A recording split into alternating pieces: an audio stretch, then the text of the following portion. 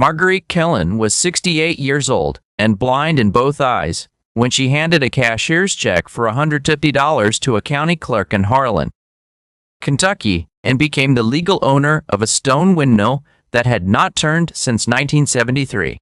She had lost her sight to macular degeneration 3 years earlier, and her husband Gerald to a stroke 4 years before that, and her job as a night shift transcriptionist at Harlan RH Regional Medical Center to the blindness, and her house on Clover Fork Road to the bank 6 weeks after the last paycheck.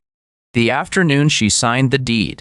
Everything she owned fit inside a rolling suitcase and a canvas bag that smelled like the cedar closet of the women's shelter on Main Street, where she had been sleeping for 11 weeks.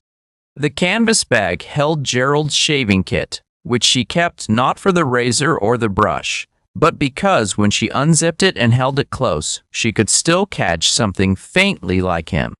Bay rum and metal, and the chalky sweetness of antacid tablets. The windmill sat on 1/3 of an acre outside the town of Eberts, 7 miles south of Harlan proper, on a gravel road that turned to mud in November and did not dry out until April.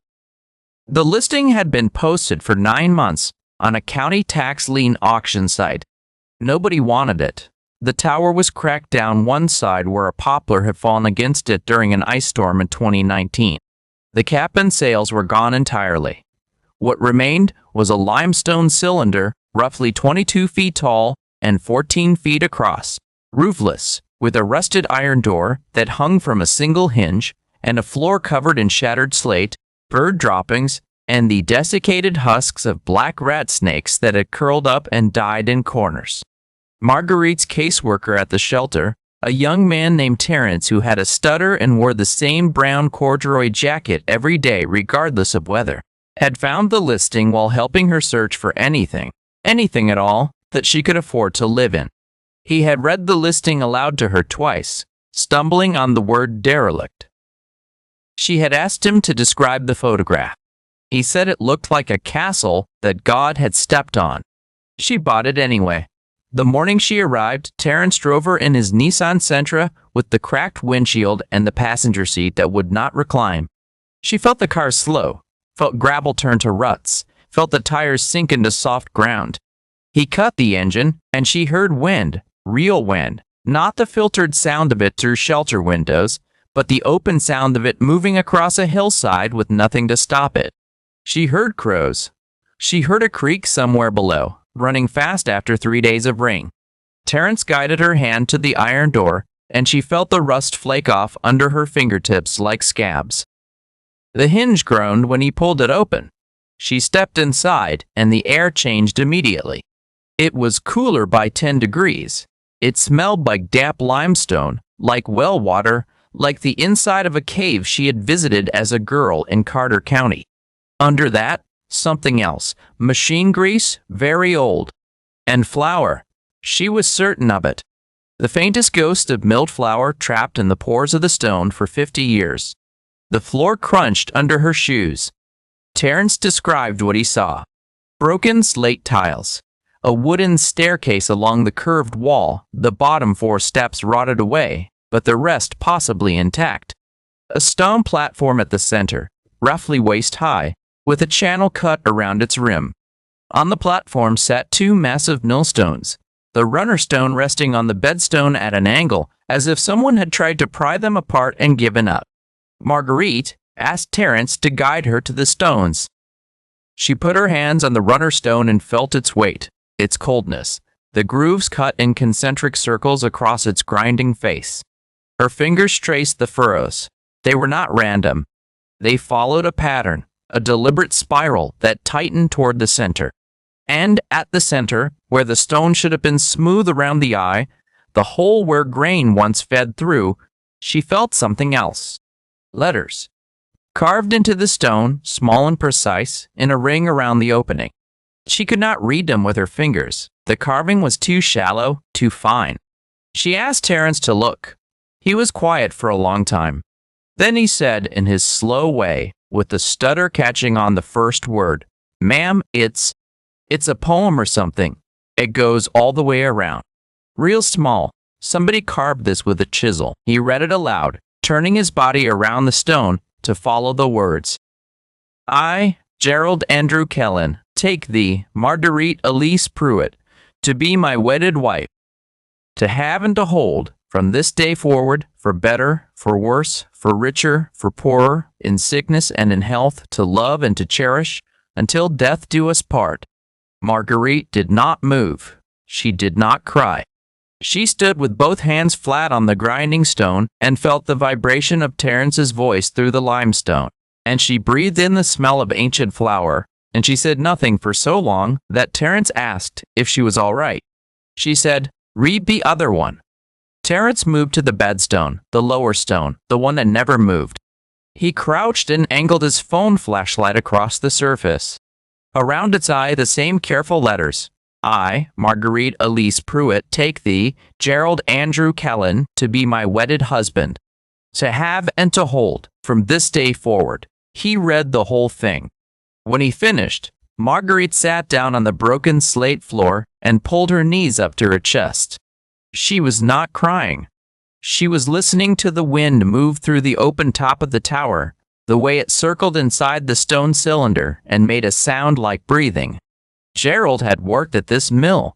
She knew that. He had told her once, early in their marriage, that his first job at 16 was carrying grain sacks at the Everett's mill for $1.50 an hour.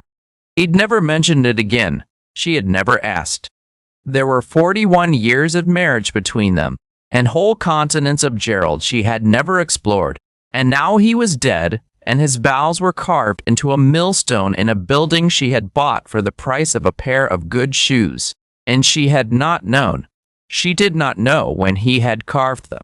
She did not know why. She sat on the floor and she pressed her palms against the cold slate, and she felt, for the first time since losing her sight, that she was exactly where she was supposed to be. But the windmill was not livable. It was not close to livable.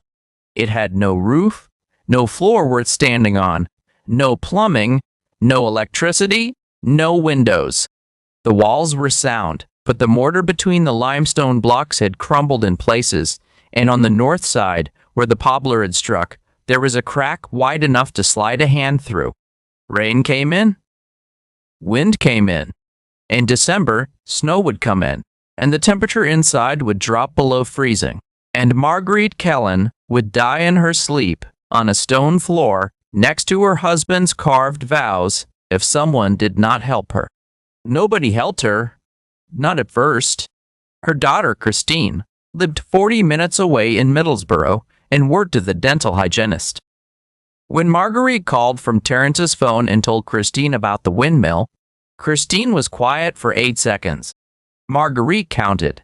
Then Christine said, "Mom, that's insane. You can't live in a windmill. You're blind." She said the word blind, the way people say terminal, as a door closing. Christine did not offer her a room. Christine had not offered her a room when Marguerite lost the house either. Christine's husband, Dale, was the kind of man who kept the thermostat at 64 degrees and left passive-aggressive notes on the refrigerator about electricity usage. Marguerite understood this. She did not blame Christine exactly. She blamed the architecture of Christine's life, the way it had been built, with no room for collapse, no spare bedroom for a mother who could not see. What Christine did do 3 days later was text Terence a link to assisted living facilities in Harlan County. Terence read the names to Marguerite. She recognized one of them. A woman she had transcribed medical records with for 15 years had died there. The discharge summary had listed the cause of death as pneumonia, but the notes mentioned bed sores on both heels and a urinary tract infection that had gone untreated for 11 days. Marguerite said no. She moved into the windmill on the 1st of November with a sleeping bag, a camping stove, a 5-gallon jug of water, and a battery-powered radio tuned to WMMT in Whitesburg.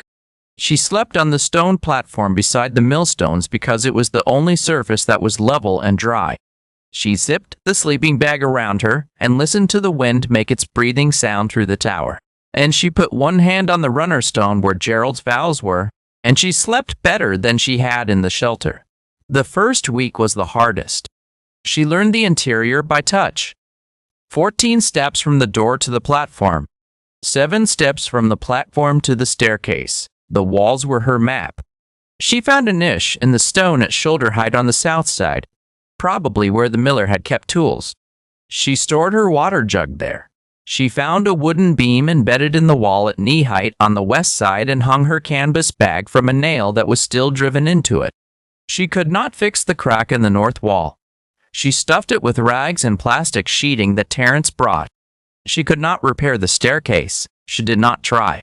She could not put a roof on a 22-foot tower by herself, blind, with no money and no lumber. But she could do small things. She swept the floor by feel, pushing broken slate toward the walls with a broom. Terence left. She found that the mortar between the lower courses of stone was still solid, and she mixed new mortar from a bag of quickrate that cost $4 at the hardware store and packed it into the gaps she could reach, working by touch, smoothing it with her thumb. Her hands cracked and bled from the calcium. She wrapped them in strips torn from a bedsheet. The county code enforcement officer came on November 14th. His name was Boyd Combs, and he drove a white truck with the county seal on the door, and he stood outside the iron door and called in without entering, the way you would call into a cave you suspected had a bear. He said the structure was condemned. He said it was uninhabitable. He said he would have to report it, and she would have 30 days to vacate or face a fine. Marguerite invited him in. She offered him coffee from her camping stove, a small cup, black, because she had no cream and no sugar. Boyd Combs was 53 and had been doing this job for 12 years and had never once been offered coffee by someone he was about to evict. He stood inside the windmill and looked up at the open sky through the missing roof, and he looked at the sleeping bag on the millstone platform, and he looked at the blind woman pouring coffee by touch into a ceramic mug without spilling a drop, and he did not write the citation. He came back 4 days later with 2 sheets of corrugated tin roofing in the bed of his truck and a cordless drill. He did not tell Marguerite he was coming. He drove up the gravel road and parked and got out and started drilling the tin sheets across the top of the tower. They did not cover the full opening. They covered maybe a third of it, but they covered the third that was directly above the platform where she slept. Marguerite heard the drilling and came to the door and stood there with her head tilted, listening. Boyd said, "Don't read into it. I had these left over from a shed project," she said. "Thank you, Mr. Combs," he said. Boyd. He did not file the citation. He told his supervisor the structure was undergoing renovation and would be re-inspected in 90 days. Word travels in small towns the way water travels through limestone, slowly and through every crack. By December, people in Everts knew about the blind widow in the windmill. Most of them thought she was crazy. A few thought she was stubborn, which in Appalachia is not quite the same as crazy and is sometimes closer to a compliment. A woman named Jolene Brock, who ran the Food City on Highway 38 and had known Gerald Kellen when they were both teenagers, drove out one Sunday afternoon with a box of canned goods and a kerosene heater. Jolene stood inside the windmill and saw the vows carved into the millstones and put her hand over her mouth and did not speak for a full minute. Then she said, "Gerald Kellen, that fool. He never told you, did he?" Marguerite said, "Told me what?" Jolene said Gerald had worked at this mill the summer before their wedding. He was 16. The mill was already failing then, grinding its last grain for a handful of families who still brought corn and wheat rather than buying flour at the store. The miller was an old man named Herschel Coots, who let Gerald use his tools after hours. Gerald had spent 3 weeks carving those vows into the stones. Jolene knew because Gerald had asked her how to spell cherish. He wasn't sure if it had 2 H's. Marguerite laughed. It was the first time she had laughed since Gerald died. The sound of it bounced off the curved walls and came back to her multiplied, and she laughed again at the echo, and Jolene laughed too, and for a moment the windmill sounded like a place where people lived, instead of a place where things had stopped. Through December and January, Marguerite worked. Terence came on Saturdays. Boyd came on weekday evenings after his rounds, always with something in his truck bed. Never anything large. A can of wood stain. A bag of sand. A box of masonry nails. He never said he was bringing gifts. He said he was cleaning out his garage, or his brother-in-law had left things, or the hardware store was throwing stuff away. Marguerite accepted everything without comment because she understood pride, his and hers, and the narrow bridge between them.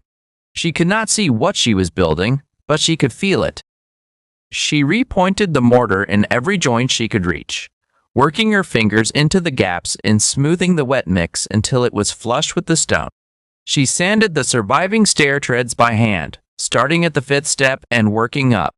She counted. There were 19 steps total, curving along the inside of the tower to what had once been the meal floor, the level where the ground grain collected. 12 of the 19 were still solid. She replaced the rotted 4 bottom steps with lumber Boyd brought, cutting the wood by measurement rather than sight, marking lengths with notches she could feel. By February, she could climb to the meal floor. It was a wooden platform with a railing, roughly 8 feet above the ground floor, and from there the staircase continued up to the stone floor where the millstone sat on the ground level. The meal floor was intact. She swept it and found that the boards were white oak, still strong, still smelling faintly of sawdust when she pressed her nose close. She moved her sleeping bag up there because heat rises and the meal floor was warmer by 6 or 7 degrees than the ground. She found things as she worked. A leather apron hanging from a peg on the meal floor wall, stiff as cardboard but whole. A tin box nailed to a beam containing 4 pencils, a folding ruler, and a receipt from the Everts Feed and Seed dated March 1971. A burlap sack with the mill's name stenciled on it in faded ink. Coots Mill, Everts, Keyu. And she found something else. On the wall of the meal floor, at the height where a man sitting on a stool would rest his back, someone had carved into the limestone. Not words this time. Numbers. Columns of them, running vertically in neat rows. She felt them with her fingers and could not make sense of them. She asked Boyd to look. Boyd studied them with his phone flashlight and was quiet for a while. Then he said they were dates and weights. Somebody had carved a record of every batch of grain milled going back decades. The earliest date he could make out was 1946. The latest was 1973. And next to certain dates, instead of weights, there were names. Names of people who had brought grain but could not pay. And next to each name, a small cross. Boyd said, "I think the cross means he milled it for free." Marguerite ran her fingers across the wall. Dozens of crosses. Maybe 100. Herschel Coots had ground grain for people who had nothing, and he had recorded it not in a ledger, but in stone, where it could not be erased or lost or thrown away. Spring came to Harlan County the way it always does. Reluctantly, with mud and then wildflowers, and then a week of rain that washed the mud back. Marguerite's windmill did not have a roof still, not a real one. But Boyd had extended the corrugated tin to cover 2/3 of the opening, and Terence had strung a blue tarp over the remaining third, and the interior was dry enough. She had a propane heater now, donated by the VFW post in Everts after Jolene mentioned the situation at a Tuesday meeting. She had a composting toilet installed by a plumber named Ray who owed Boyd a favor and who did not charge for labor.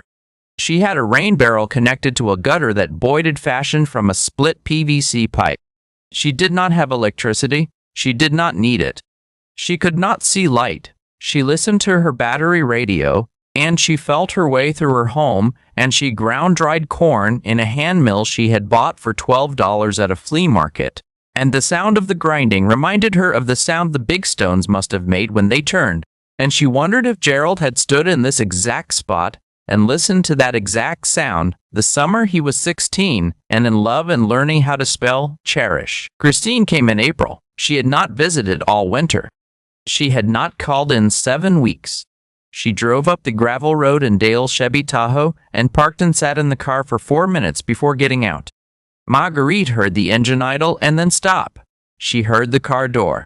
She heard Christine's shoes on the gravel, the particular sound of Christine's walk, the slight hesitation in her left step from the ankle she had broken at 14, falling off a horse. Christine stood in the doorway and did not come in. She said, "Mom." Marguerite said, "There's coffee." Christine came in. She looked at the swept floor, the repaired mortar, the staircase with its new steps, the kerosene lantern hanging from a hook that Boyd had drilled into the wall, the small table made from a plank and 2 sawhorses where Marguerite ate her meals. She looked at the millstones on their platform. She did not notice the vows. She said, "It's cold in here." Marguerite said, "It's April." Christine sat on the one chair, a folding metal chair that Jolene had brought. She was quiet. Marguerite poured coffee. She knew Christine's cup by touch, a green ceramic mug with a chip on the rim. She had brought it from the shelter in her canvas bag. It had been Christine's favorite mug as a child. Christine held the mug and looked at it and realized what it was, and her face did something complicated that Marguerite could not see. She said, "Dale and I are separating." Marguerite set down the coffee pot. Christine said, "There's someone at his office. It's been a year." She said it flatly, the way people say things they have rehearsed in the car. Marguerite did not say she was sorry. She did not say she had always known. She did not say anything for a moment. Then she said, "Come look at something." She led Christine to the millstones. She took Christine's hand, which Christine allowed in a way she had not allowed since she was 12, and she placed Christine's fingers on the runner stone and guided them to the carved letters. Christine read them aloud. Her voice changed when she realized what they were. It got smaller, younger, the voice of the girl who had broken her ankle and cried not from pain but from embarrassment, because the horse had not even been moving fast. She read her father's vows and then her mother's vows, and then she stood there with her hand on the stone and she cried. And Marguerite stood beside her and did not touch her because Christine had never liked to be touched when she cried, not even as a baby. And knowing that, remembering that, was its own kind of seeing. Christine did not move in. Marguerite did not ask her to. But Christine came back the following Saturday with a truck full of lumber, proper lumber, pressure-treated 2x6s and plywood and roofing nails. Dale's truck. She said he was not using it. They did not build the roof that day. They sat on the meal floor with their legs hanging over the edge and ate sandwiches Christine had made. Ham and Swiss on white bread with yellow mustard. The same sandwiches Christine had packed in her school lunch for years because Marguerite had never thought to ask if she wanted something different.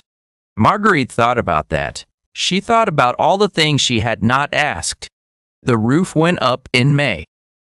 Boyd and Terrence and 3 men from the VFW post and Christine and a retired carpenter named Woodrow Sloan, who was 81 years old and had actually brought corn to this mill as a boy. They built a conical cap from the lumber Christine brought, not a functioning windmill cap but a solid weatherproof cover, and they set it on top of the limestone walls and bolted it down. When it was done, Marguerite stood inside and listened. The wind sound changed. It no longer breathed through the tower. It hummed against the outside, a low, steady hum, and the inside was still and warm and held its own air. Woodrow Sloan stood beside her and said he remembered Herschel Coots. He said Herschel never turned anyone away. He said the mill had ground grain for half the county during the years when the mines were closing and there was no work, and people ate what they grew or they did not eat. He said Herschel had died in 1981, and nobody had come to the funeral except Woodrow and a woman nobody knew who had driven up from Tennessee and stood at the back of the church and left without speaking to anyone. Marguerite asked what happened to the mill after Herschel died. Woodrow said nothing happened. That was the point. Nothing happened to it for 50 years. It just stood there on its third of an acre, and the county took it for taxes, and it sat on a list, and nobody wanted a broken windmill in Everts, Kentucky, until a blind woman with $150 and nowhere else to go saw something in it that nobody else could see. Which? Woodrow said, and then he stopped and didn't finish the sentence. And Marguerite was glad he didn't, because whatever he was going to say would have been too neat, too much like a lesson, and what had happened to her was not a lesson. It was just a life. Summer settled over Harlan County. The windmill stayed cool inside its limestone walls, even when the temperature hit 92. Marguerite kept the iron door open during the day and closed it at dusk. She grew tomatoes in a raised bed that Boyd built against the south wall, where the stone absorbed sun all morning and radiated warmth into the soil. She could feel when the tomatoes were ripe by their weight and their give, and the way they smelled when she cupped them in her palm, green and sharp and alive. She did not turn the windmill into anything. She did not open a business or a museum or a bed and breakfast. She did not become a story about triumph. She was a woman living in a stone tower on a hillside in eastern Kentucky, grinding corn by hand, growing tomatoes against a warm wall, sleeping above the place where her husband had carved their wedding vows into stone when he was 16 years old and too young to know what the words meant and old enough to mean them anyway. On a Tuesday evening in late July, she sat on the ground floor beside the millstones with her hand resting on the runner stone, the way she did every night before climbing to bed. The iron door was open. She could hear the creek below and the last cicadas of the day winding down and a whippoorwill starting up in the tree line. The air smelled like cut grass and warm limestone, and the tomatoes ripening against the wall. She traced the letters with her fingers. She had done this so many times now that she had worn the edges smooth, her skin polishing the stone the way water polishes river rock. Slowly, imperceptibly, until the carving was softer than Herschel Coots's chisel had left it, softer than Gerald's young hands had intended. She was changing the vows by touching them, wearing them down, making them hers. She closed her fingers around the edge of the stone and held on. The way you hold the railing of a ship that is not going anywhere, and a whippoorwill called 3 times from the dark trees, and she listened until it called a 4th time, and then she climbed the stairs to bed.